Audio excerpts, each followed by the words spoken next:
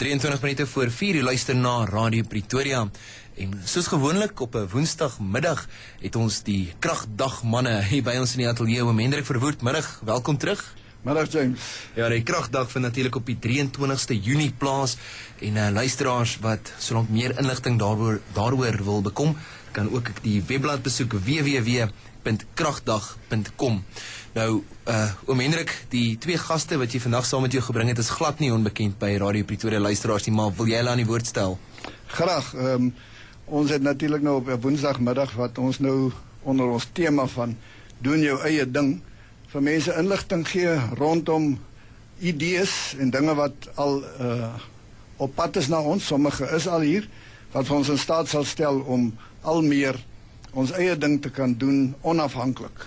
So die twee kundiges wat ons vandag het om vir ons 'n bietjie nuwe venstertjies oop te maak rondom hierdie gedagte is Henry Deurlaf, ou bekende by Radio Pretoria, veral by die motorentoesiaste, en Hannes van Heerden wat baie betrokke is by ons hele organisasie van die kragdag en ook as ingenieur 'n sterk agtergrond het. Beide van hulle dink ek het kennis wat hulle ure lank kan laat interessant met ons gesels. Maar Hannes, ek dink jy moet gerus vir ons die bal aan die rol sit.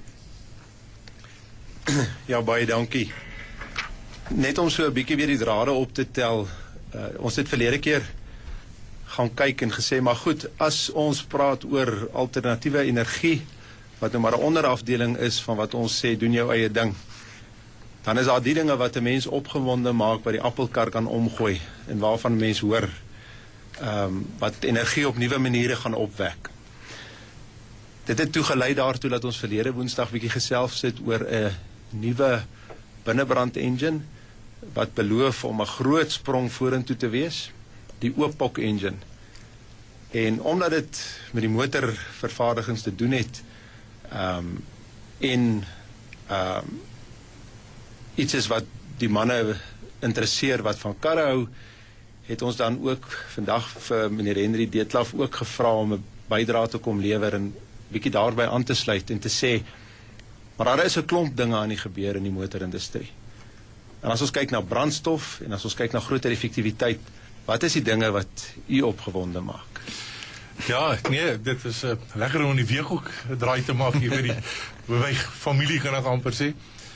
Voorwaar, die kragdag, dink ek is 'n wonderlike idee, die dinge wat daar bespreek word, en die realiteite is besig om met ons woer te speel. Met die brandstofprys, nie net brandstof nie, maar ook die elektrisiteit en al die tipe van goeders, vervoer, en dan natuurlik die dinge wat daarmee gepaard gaan, jy weet, die tolhegge en al die goeders, maak net dat ons baie ernstig en baie harder na die stories moet kyk en dink as wat dit is. En dit word reeds gedoen wêreldwyd deur vervaardigers. Nou, ek persoonlik glo die noodsituasie waarin ons is, die energiewêreld wat daar is, dwing die mense om dit te doen, maar mens moet nooit vergeet nie, daar is altyd 'n kommersiële belang ook aan die einde van die dag van al hierdie dinge wat ontwikkel kan word.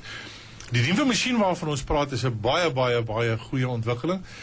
Ek praat onder korreksie, maar dit wat ek gelees het en wat ek van weet, praat hulle van 'n 1500cc, en ons weet dit is omtrent die gemiddelde engine grootte van voertuie vandag. Maak 300 kilowatt, 150 kilowatt. So as jy na 'n 3 liter masjien toe gaan, en jy 300 kilowatt. Nou 300 kilowatt is tradisioneel groot krag wat uit V8 masjiene opgewerk word. En dan praat hulle van brandstofbesparings wat ongelooflik is. Jy weet, ons praat van ver minder as die helfte van die gewone brandstof wat nodig is om die energie op te wek wat ons nodig het. Nou, ons weet, en dit is maar 'n ou universele beginsel wat nog al die tyd met ons is, en hy sal met ons bly, om 'n gewig oor 'n tyd teen 'n sekere spoed te verskuif, het jy X hoeveelheid energie nodig. En as ons spesifiek na die voertuie kyk, kom daai energie uit die petroltank uit. Dit is nou maar net hoe dit werk. Maar nou met die ontwikkeling van die dinge, kan ons meer energie uit die petrol uitkry. En dit is 'n baie opwindende veld, dink ek, om regtig in te wees en te kyk hoe dit is. Wat my betref het hierdie hele energievermeerderingsfaktor het begin met motorfietstegnologie, en ek dink Suzuki was daar die ou voorlopers wat hulle genoem het, die TSCC. En dit het gestaan vir Twin Swirl Combustion Chamber.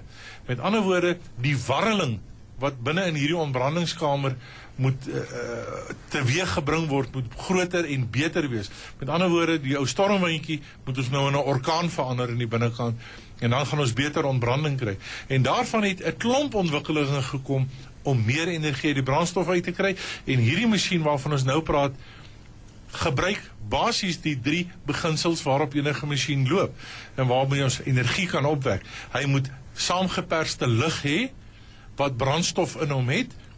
Met ander woorde, hy moet druk hê, hy moet brandstof hê, en dan moet hy 'n vonk hê om hierdie ding in die brand te steek. Nou kyk, in die dieselwêreld gebruik ons nie meer die vonk nie, maar by petrol, ons praat nou spesifiek oor petrol. En dit is wat hierdie masjien nou so wonderlik maak.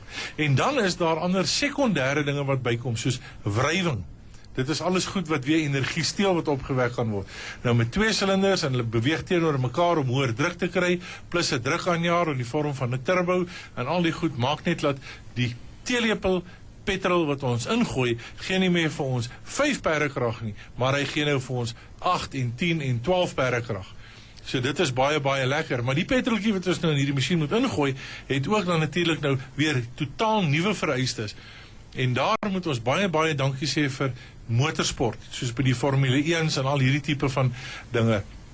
Ek kry dit gereeld deesdae dat die manne kom klaar, dat hulle sê die 102 oktaan brandstof wat ons al die tyd gebruik het in motorsport, maak baie meer krag as wat die nuwe moderne brandstof wat hulle maak van 98 oktaan. Nou op die oomblik is daar net een vervaardiger in die land van 98 oktaan renmotorbrandstof, en dit is Sasol, die manne wat ons almal weet en hoe en wat dit is. En dan kom hulle en sê hulle, ja, maar dit gebeur en dat gebeur en die engines breek en alles. Maar die probleem is nie die nuwe brandstof nie. Die probleem is om te verstaan hoe die nuwe brandstof werk. En dit word nie saam met die kan brandstof wat verkoop word uitgedra nie. En ek dink dit is baie belangrik dat plekke soos wat die goed spesialiseer dit aan die mense oordra. Die tydreëling, en in die bedryf praat ons van die timing. Met hierdie nuwe brandstowwe verander die hele scenario van die afgelope 100 jaar in die ontwikkeling van 'n binnebrandmasjien. Dit was altyd 'n feit dat hoe hoër revolusies 'n masjien draai, hoe vinniger die vlamfront binne in die masjien beweeg en hoe beter die brandstof opbreek en brand aan die binnekant, het 'n uitwerking op wanneer word hierdie mengsel aan die brand gesteek. En met die nuwe generasie brandstowwe word daai mengsel nou al hoe later aan die brand gesteek. So dis lynreg, dis 180 grade omdraai wat ons het van wat was en wat nou is. Want hierdie nuwe brandstowwe brand so enorm vinnig, dat as jy hom voor die tyd aansteek, soos wat met konvensionele brandstowwe gebeur, dan kry jy voortydige ontsteking en dan kry jy baie groot skade in die masjien. En dan, soos met die masjien wat ons nou praat van die 2 silinders wat teenoor mekaar werk, waar die lug soveel meer saampers, en dit is universele feit, hoe hoër die drukverhouding, die kompressie is, hoe beter werkverrigtinge kry ons die masjien uit met dieselfde brandstof, maar die brandstof moet hom nie self voor die tyd in die brand steek nie. Nou die chemikuste en hierdie chemiese ingenieurs, hulle werk altyd dag en nag hard om hierdie goeders te vervolmaak. En nou kry ons die nadraai van hierdie ding, met minder kry ons heel wat meer. Maar om hierdie heel wat meer te kan kry, moet ons 'n kopskuif maak in totaliteit. Soos, jy het ook gepraat net nou van die elektriese komponente wat ons het. So, aan die een kant word die masjiene se toleransies word so klein, dat ons gebruik nou olie wat dunner is as parafin. Want as daai engine heeltemal koud is, kan daai ding nie in die rondte draai nie. Die meganiese dele knyp vas, die toleransies is te klein, hulle kan nie draai nie. So hy moet eers warm gemaak word en dan kan hy begin werk. Dit alles gaan op die einde van die dag meer krag met minder brandstof.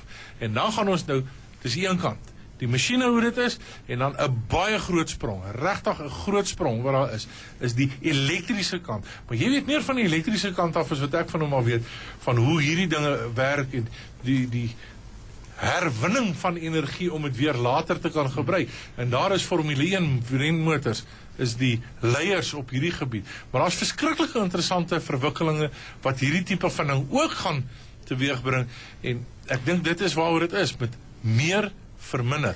En dit is nie so maklik altyd nie. En ons verstaan dit nie en dit kos ook geld om dit in die begin reg te kry, maar die hele wêreld beweeg baie hard en baie vinnig na dit toe.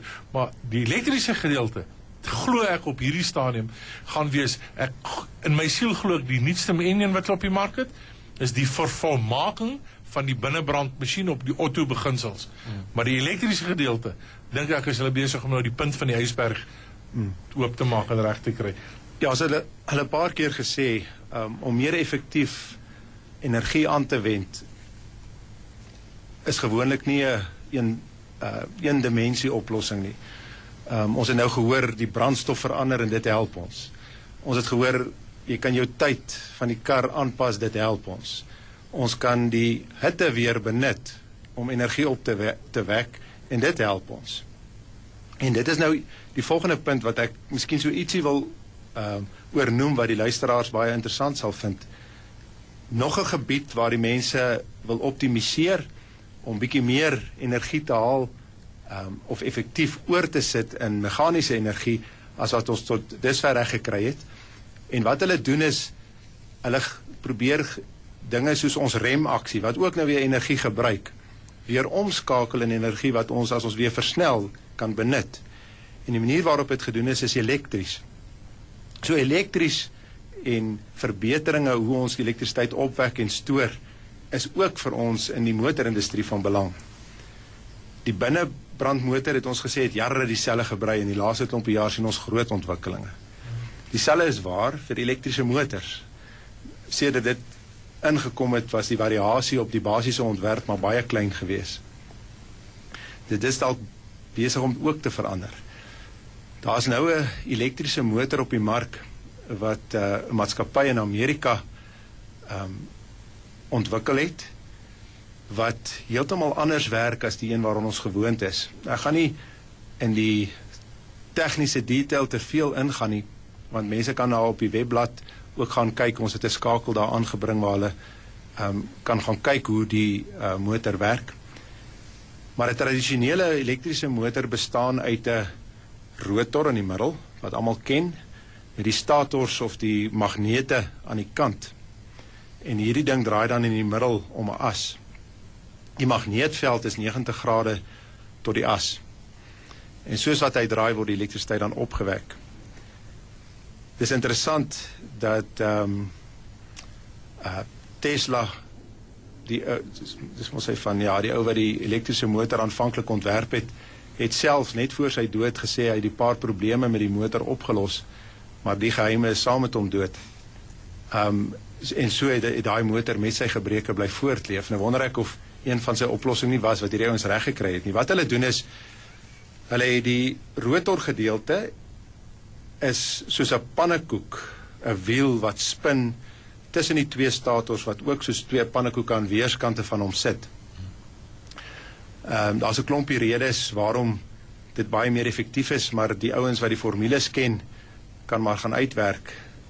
Die tradisionele motor, as jy sy radius verdubbel om 'n sterker motor te maak en jy hou die lengte afmeting dieselfde, dan praat jy van 4 keer die krag.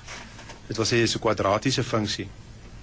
Hierdie motor, as jy sy radius verdubbel, dan praat jy van 'n derde magsfunksie, dan kry jy 8 keer die elektrisiteit uit hom uit. Hy hardloop ook baie meer effektief, veral as mens hom meet met die goedkoper elektriese motors. Want miskien moet ek hier net ietsie byvoeg. Elektriese motors kan baie effektief wees, maar om effektief te wees, gebruik hulle hierdie skaars aardmetale, wat duur is en wat China nogal 'n redelike monopolie op het en hulle die mark redelike voor kan beheer. Kan ek die vlugtige vraag vra op daardie noot? Ek wil nou nie die gesprek in 'n heel nuwe rigting stuur nie, maar daar was al heelwat debatte oor of hierdie elektriese motors werklik meer omgewingsvriendelik is as byvoorbeeld 'n brandstofmotor, en selfs een byvoorbeeld so groot soos 'n hamer, dat 'n groot hamer dalk selfs meer omgewingsvriendelik is as hierdie hybrid motors. Net vir interessant, ek wil nie die gesprek in 'n heel ander rigting stuur. Ekskuus, ek het nou miskien myself nie baie duidelik uitgedruk nie. As ek praat van die elektriese motor, is ek nie by 'n motorvoertuig nie. Ja. Ek is by die elektriese motor self. Dit wil sê, ek praat nie van 'n hibriede van hierdie modelle waarvan ons wat 'n kombinasie is van elektrisiteit en 'n Nou goed, kom ons laat hom dan binnebrandmotor oorstaan vir 'n volgende keer hier. Dis reg. Ek praat bloot van die elektriese motor op sy eie en dit is tradisioneel baie meer effektief as die binnebrandmotor. Want die groot turbines waarmee die elektrisiteit opwek hardloop meer as 80% effektief en dan kan 'n elektriese motor kan meer as 80% effektief wees terwyl binnebrandmotors is tradisioneel 20% of minder effektief.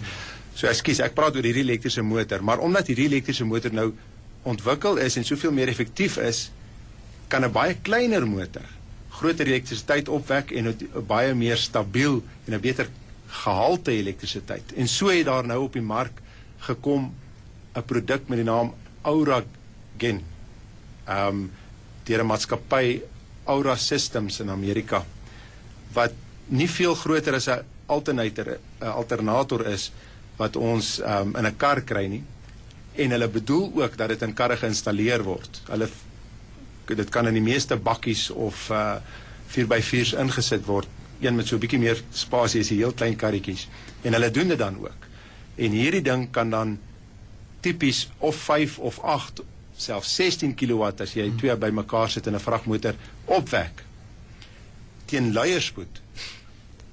En hy lewer 'n suiwer sinusgolf. Ouens wat nie weet wat beteken, jy kan ook jou elektroniese toerusting met hom aandryf. So jy kan daai ding in jou kar sit, hom inprop en dit kan die rugsteen krag vir jou huis wees. Daar wat Eskom nie sy ou self is en daar op volle spoed presteer nie. Dis reg. Maar ongelukkig is die produk op hierdie stadium nog baie duur. Maar die belofte is dat hy die vervaardigingstegnieke en so aan en die manier waarop hy gemaak word beteken dat soos wat die volumes vermeerder behoort sy prys baie af te kom. Ek dink dit is ook iets wat mense nogal opgewonde kan maak.